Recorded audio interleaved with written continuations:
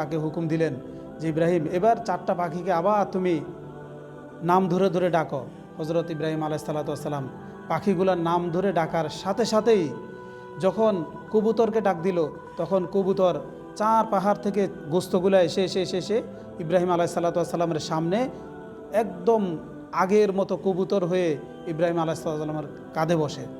এবং ময়ূর পাখিকে ডাকলে ময়ূরও চলে আসে, মুরগিকে ডাকলে মুরগিও চলে আসে, এবং টিয়া পাখিকে যখন ডাকে তখন টিয়া পাখিও চলে আসে।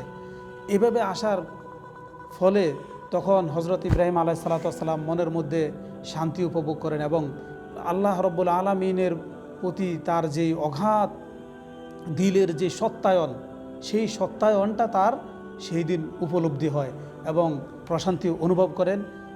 যে মহান আল্লাহ রব্বুল আলামিনের ক্ষমতা অসীম, সেটা তিনি সেই দিন দেখতে পান।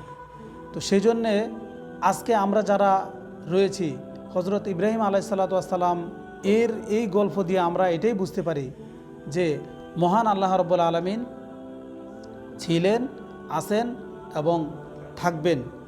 আমাদের মৃত্যুর পরে আবার আমাদেরকে জীবিত করবেন এবং আমাদেরকে কিয়ামতের ময়দানে ওই মহান আল্লাহ রব্বুল আলামিনের সান্নিধ্যে তার সামনে আমাদেরকে উপস্থিত হতে হবে। তার সামনে দণ্ডায়মান হয়ে